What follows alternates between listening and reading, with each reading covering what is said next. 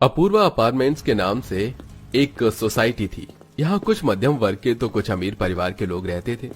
अब ये तो आप भली भांति जानते हैं कि मध्यम वर्ग के परिवार जब अपने ही जैसे लोगों से मिलते हैं तो कितनी खिचड़ी पक जाती है। ऐसे ही कुछ अपूर्वा सोसाइटी में था। सुबह के 6 बजे ही नहीं थे कि 30 वर्षीय सुप्रिया अपने बेटे रोहन को स्कूल भेजती है और सामने वाली पड़ोसन नंदिनी झाड़ू लगा रही होती है। तभी शीला भी झाड़ू लगाने लगती है। जल्दी जा बेटा, जल्दी जा, स्कूल की बस खड़ी हुई है। रोहन, अरे हाँ हाँ माँ, जा तो रहा हूँ। बाय मम्मी, वही लॉलीपॉप तो दे दो मुझे। हाँ ले। रोहन लॉलीपॉप का रैपर वहीं छोड़कर बस में बैठकर चला जाता है और कूड़ा देख नंदिनी भिनभिनाने लगती है। अरे सुप्रिया, देख तेरा बेटा यहाँ कूड़ा करके चला गया। मैं झाड़ू लगा रही हूँ और इसको कूड़ा करना है, तो संभालती क्यों नहीं अपने बेटे को? नंदिनी, मेरे बेटे को कुछ मत बोल, वैसे भी तेरे दरवाजे पर कूड़ा करके नहीं गया है, जल्दबाजी में चला गया है वो। ए नंदिनी, सुप्रिया को क्या बोल रही है? अपने कूड़े को देखा? तेरा कूड़ा मेरे दरवाजे पर क्यों आ रहा है? अपने कूड़े को अपने दरवाजे पर कर। तेरा हमेशा का देख रही हूँ मैं जानबूझकर कूड़ा उधर फेंकती है। ए बिना देखे कुछ भी मत बोल शीला, तेरा तो मेरे से 24 घंटे लड़ने का ही मन करता है। ना बात करूँ तो जानबूझकर आएगी, इतना प्यार करती है कि मुझसे रोज बात करेगी। अभी खजूर जैसी शक्ल की, तेरे से मैं बड़ा करूंगी प्यार। आजकल दिन में सुबह उठकर भी सपने कैसे देख लेती है तू? नंदू, ए नंदू, कीड़े, दिमाग के कीड़े, सही नाम है तेरा। अच्छा है, इनकी लड़ाई से मैं यहाँ से निकलती हूँ। सुप्रिया जाने लगती है तो शीला की सास आती है। अरे बहू देख सुप्रिया कैसे निकल रही है। कहाँ चली सुप्रिया बहू? अरे आंटी जी, आपकी पूर्ति नहीं होती क्या अपनी बहू से जो मुझसे सुबह सुबह लड़ने को आ रही हो? अब मुझे अपनी ग्राम सभा में और मत घुसाइए। कैसे न घुसाऊं? तेरा बेटा कूड़ा करके गया है, मेरी बहू झाड़ू लगा रही है। मेरी बहू पागल थोड़ी है। अरे अरे, लड़ाई शुरू हो गई है। जल्दी जल्दी आ जाओ सारे मोहल्ले वाले ग्राम सभा में, और थोड़े से पॉपकॉर्न वगैरह ले आना, चाय भी ले आना। अरे जोगिंदर भाई, चाय का इंतजाम मैं कर देता हूँ, अब अपनी गाड़ी धो लो। जोगिंदर की आवाज सुनकर आज पड़ोस के मोहल्ले वाले अपने छज्जे से खड़े होकर सारी औरतों की लड़ाई देख रहे होते हैं और अंकित भी ताली बजाकर कहता है अरे कार्यक्रम शुरू हो गया सुनील भाई। अरे भाई, मेरे को अखबार पढ़ रहा था, अब अखबार छोड़ना पड़ेगा। अखबार की ताजा खबर बाद में पढ़ियो, पहले अपने मोहल्ले की तो ताजा खबर देख ले।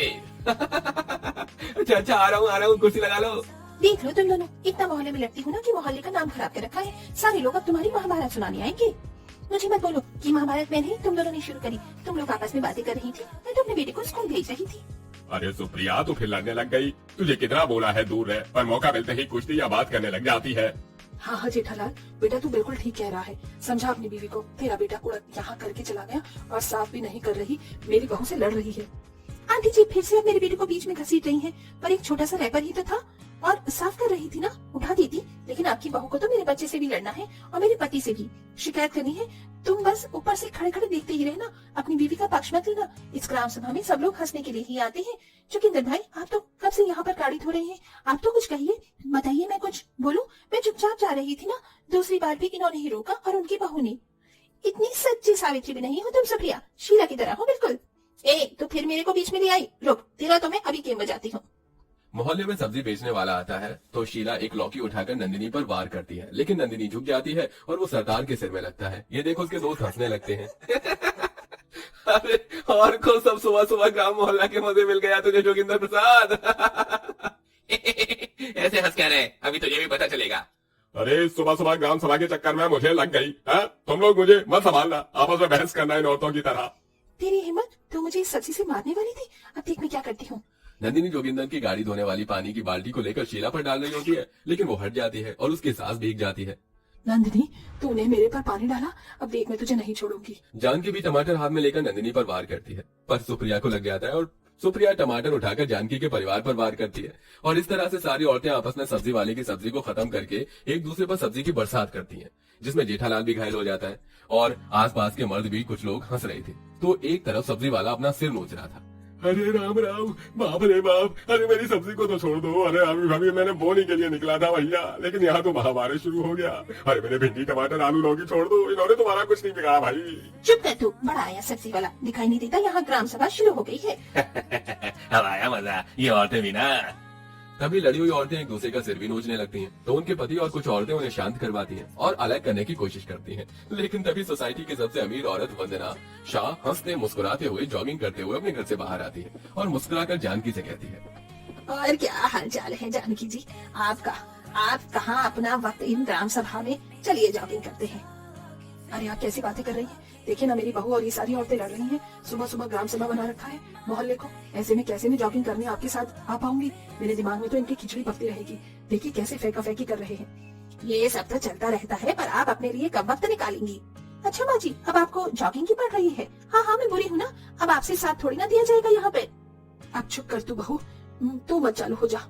हाँ हाँ हाँ, देखो देखो मोहल्ले वालों, ग्राम सभा वालों, इन सास बहू को कुछ नहीं मिलता तो आपस में ही लड़ने लगती है दोनों। क्यों नंदिनी? हाँ हाँ। तुम तो जैसे कि बड़ी अच्छी हो, अभी दोनों एक दूसरे के खिलाफ थी, अब साथ हो गई, ताली मार रही हो। I think we should go. आप अपनी ग्राम सभा में ही बिजी रहिए सारी औरतें। वंदना शाह, जो एक 50 वर्षीय पढ़ी लिखी अमीर घर की औरत थी, वहाँ से जॉगिंग के लिए पार्क में चली जाती है। ये उसका हमेशा का था। मोहल्ले की सभी औरतें सुबह सुबह अपने ग्राम सभा में पंचायत लेकर चालू हो जाती थी। कभी किसी से लड़ना, तो कभी कुछ चुगलीबाजी करना, कभी एक साथ रहना, तो कभी एक दूसरे पर ही हाथापाई करना। इन सब के बीच हर सुबह वंदना शाह ऐसे ही अपनी जॉगिंग के लिए मुस्कुराते हुए निकल जाती है। ऐसे ही एक सुबह फिर औरतों की ग्राम सभा होती है और जानकी अपनी बहू और सुप्रिया जेठालाल के साथ रहती है। एक बात कहूँ बच्चों, ये वंदना शाह हमारी लड़ाई होने के बावजूद भी इग्नोर करके चली जाती है, ना कुछ कहती है और हमेशा मुस्कुराती रहती है। क्या इसकी लाइफ एकदम सही है? हम लोगों को देखो, हमें खुद एक दूसरे से लड़ते रहते हैं, वरना अपने ही घर में भी। अरे सही बोल रही हैं आप। मेरी बीवी तो मुझे भी घर में बहुत किचकिच करती है। पता नहीं अपने बहू बेटे के साथ कैसे रहते हैं, पूरा घर शांत रहता है। क्या बोला तुमने? अभी दोबारा मेरे साथ ऐसा किया ना तो एक और कोनी पेट में मारूंगी। सॉरी जानू, सॉरी। सुबह सुबह अत्याचार न किया करो। वैसे जानकी आंटी आप बिल्कुल ठीक कह रही हैं। वो इतनी खुश रहती है, इन्हें कोई गिला शिकवा नहीं होता। क्या आपस में इतने बड़े परिवार में? शायद अमीर है तो आराम से ठाट बाट से रहती होंगी, लेकिन मुझे तो कुछ और ही लगता है। इनकी बहू को मैंने घूरती हुई आंखों से नहीं घूरती हुई देखा है। मुझे तो लगता है जैसे कि कुछ गड़बड़ है। नहीं बहू, इनमें क्या गड़बड़ होगी? इतना सारा पैसा, धन रुपया, बहू बेटे हैं, इतना मुस्कुरा के तो रोज मॉर्निंग वॉक के लिए निकलती है। चल हम घर चलते हैं, बहुत ग्राम सभा बना ली, 8 बज रहे हैं, चाय वाय बना लेते हैं। हाँ ठीक है। हाँ हम भी चलते हैं। सब लोग अपने घर जाकर चाय पानी कर काम पर निकल जाते हैं। वंदना अपने बेटे का एटीएम कार्ड उठाकर चश्मा बनवाने आती है। ऑटो टैक्सी को रोक रही होती है। बारिश भी शुरू हो जाती है, उसे कोई रिक्शा नहीं मिलता। तभी जानकी और सुप्रिया वंदना को भीगते हुए देखती हैं तो रिक्शा को रोक लेती हैं। अरे वंदना जी, आपके पास तो कार है, फिर आप ऑटो का इंतजार क्यों कर रही हैं? बारिश में भीग जाएंगे, मेरे साथ बैठ जाइए, एक ही सोसाइटी में तो रहते हैं हम लोग। आइए आइए ना आंटी जी, जानकी आंटी ने मुझे भी ऑटो में बिठाया है, साथ में चलते हैं। ठीक है बेटा। वंदना उनके साथ ऑटो में बैठ जाती है। सुप्रिया और जानकी अभी भी उसके मुस्कुराते हुए चेहरे को देख रहे थे। फिर वंदना उन्हें अपने घर पर चाय के लिए इनवाइट करती है। वो खुद चाय बनाकर दे रही होती है कि बहू बेटे जाकर कहते हैं, माँ जी बताइए, आपने राहुल का एटीएम कार्ड चुराया है या नहीं? माँ मैं जानता हूँ आपके पास है, यही टेबल पर रखा था मैंने। बेटा तुम लोग इतना चिल्लाकर बात क्यों कर रहे हो? देखो यहाँ पर पड़ोसी आए हैं। हाँ मैंने तुम्हारा एटीएम कार्ड लिया था, पैसे नहीं थे, पैसे मांगने आई थी, पर तुम दोनों ही नहीं थे। फिर मैंने सोचा जब तक मैं तुम्हारे बाबूजी का चश्मा बनवा कर ले आती हूँ। टूट गया था ना, उन्हें कुछ दिखाई नहीं दे रहा था। हाँ तो वो इतने अंधे हो गए हैं, और कितना देखेंगे? क्या जरूरत है चश्मा लेने की? रेडिकुलस माँ, मैं यहाँ पर परेशान हो रहा हूँ। दोबारा से मेरा इस तरीके से सामान मत उठाना। पता भी है मुझे इसे भी पैसे देना है, इसको अपने लिए नेकलेस लाना है। दोनों बहू बेटे सुनाकर चले जाते हैं। जानकी और सुप्रिया को वंदना के लिए बहुत बुरा लगता है। आंटी जी, हमें आपके लिए बहुत बुरा लग रहा है। आपकी बहू बेटे आपसे इस तरीके से बात करते हैं। चेहरे पर रोज कितनी अच्छी स्माइल देखकर ऐसा लग रहा था कि आप बहुत अच्छे परिवार में रहती हैं। अपनी बहू बेटे के साथ एकदम खुश रहती हैं, लेकिन यहाँ तो ऐसा कुछ भी नहीं है। अगर ऐसी ही परेशानी थी तो तू हमसे आकर बातचीत करती, अपना दिल हल्का करती। क्या दिल हल्का करूं? तुम सब लोग तो आपस में बात करते रहते हो, लड़ते भी हो, खुश भी रहते हो, लेकिन मेरे बहू बेटे मुझे सोसाइटी में आने ही नहीं देते। तुम्हारी ग्राम सभा देखकर मुझे कभी कभी अच्छा लगता है, मन करता है आऊं, लेकिन मेरा बेटा बहू की बात सुनता है और बहू मेरे बेटे को मेरे बारे में कुछ भी बोल देती है। देखा था ना, और फिर परेशानी बता करके क्या करना है? जिंदगी में है तो मुस्कुराना पड़ता ही है। ये तुमने सच कहा वंदना, और आज हम दोनों को तुमसे ये बात सीखने को मिली है। अब हम चलते हैं। अपने पति का ख्याल रखना, क्योंकि बहू बेटे तो तुम्हारा रखने से रहे। ये सुन वंदना जानकी को गले लगाती है और हमदर्दी के साथ वहाँ से चली जाती है। जानकी ये बात अपनी बहू को भी बताती है और सुप्रिया अपने पति को। उन्हें ये बात सीखने को मिलती है कि जिंदगी में चाहे कितने भी दुख दुविधा आ जाए, लेकिन हमेशा मुस्कुराहट के साथ जिंदगी के हर परेशानी को कम किया जा सकता है। दोस्तों, क्या आपको भी मेरी ही तरह मोहल्ले की लड़ाई देखने में बहुत मजा आता है? अगर हाँ तो कमेंट बॉक्स में हाँ लिखकर जरूर बताइए।